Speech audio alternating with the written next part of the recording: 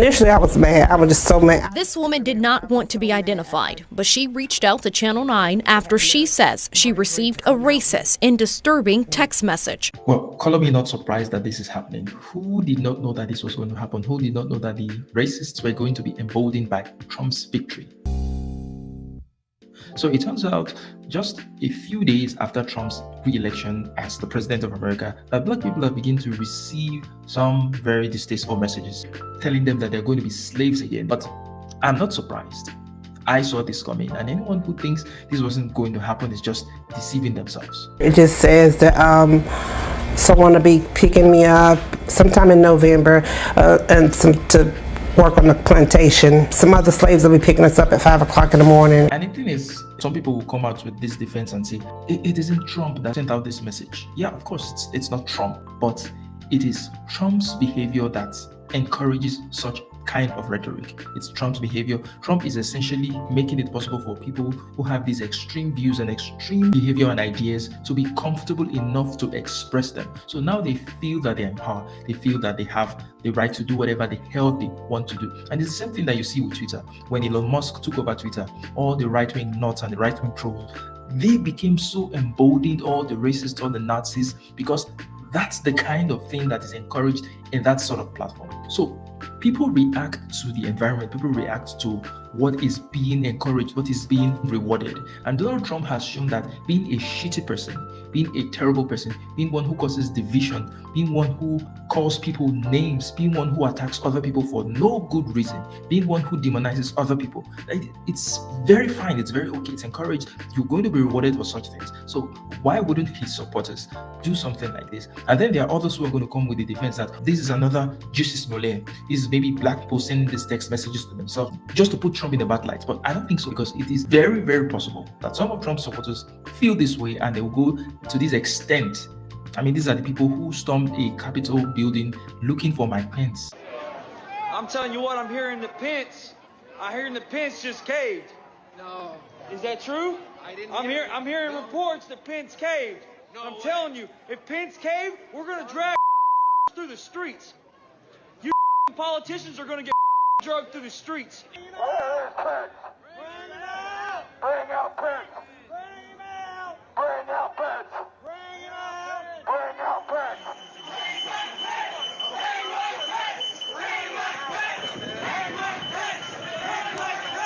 Looking to stop the certification of the election. So these people can do anything. The FBI is investigating a string of racist messages sent to Black Americans across the U.S. Even though the FBI, they're saying they're going to investigate the source of these messages, it's unlikely anything's going to come out of it.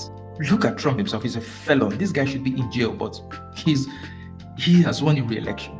If you want to look at someone who is so unprecedented in terms of character, in terms of behavior, in terms of qualification, in terms of almost any metric that you can think of, that person is Trump. But somehow he's being rewarded. So why wouldn't his minions do something like this? Why wouldn't his minions engage in this kind of behavior? I mean, he brought someone on stage to just trash Puerto Rico for no apparent reason. There's a lot going on. Like, I don't know if you guys know this, but there's literally a floating island of garbage in the middle of the ocean right now. Yeah.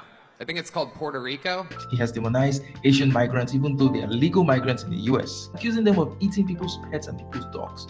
In Springfield, they're eating the dogs, the people that came in. They're eating the cats. They're eating the pets of the people that live there. Rumor, that's how he gets his news. When the leader is behaving in such a manner, in such a way, do you think that is the far-fetched behavior from his followers? Certainly not. This is one of the disturbing texts, and I'm sorry we have to put this up on screens. It reads, you have been selected to pick cotton at the nearest plantation. Again, for the folks listening on the radio, I am reading quotes from this text, and references executive slave catchers. Children and college students got messages like this. One mother in Houston said her daughter, who was in high school, received one as well. She said it's a message that her and some of her friends received. And so I'm like, which friends?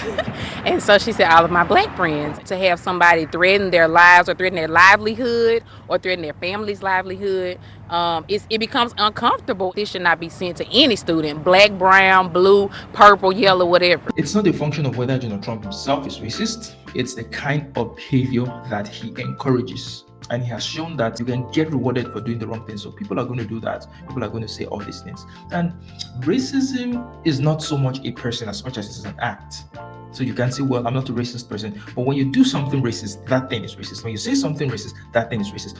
Anybody's capable of saying anything racist. Anybody's capable of doing anything racist. White, black, brown, whatever. There's some people that they have these very fringe ideas, they have these very fringe thoughts, but they just keep it within themselves because of societal regulation. But when that regulation is taken away, when the incentive, the negative incentive to behave in such a distasteful manner is taken away, just as Donald Trump's victory has taken away such incentives, these people become emboldened and they just let out their true selves. And this is the result of these people coming out of the woodworks. However small they are, they're there. You can look at all this and say, oh, this is a Justice Smollett moment. But there are other situations that you even have on video. I mean, some people reenacting the George Floyd killing scenario and being jubilant about it. Are you going to tell me that people who are happy about the death of a man, even though he was a criminal, but he was extrajudicially killed, people who are taking joy in that kind of tragedy, you think they're not going to send out a text like this? You think this is beneath them? No. This road here is exactly where that viral video, you can hear people yelling, and they've got lots of signs out here today. This is the exact road that they were walking when that video was filmed. So the response out here has been overwhelming to folks here who live in this area. Social media sites have been flooded with people from New York to Florida who say they've gotten these racist messages. Freeman and others believe the texts may have been sparked by the current political climate. Can't believe this is happening in 2024, so I'm just shocked and disturbed. And why are we still dealing with this? You can't believe this is happening. Why are you surprised? I'm surprised that she's surprised that this is happening. When has it ever stopped? It may have reduced, but it's never gone away.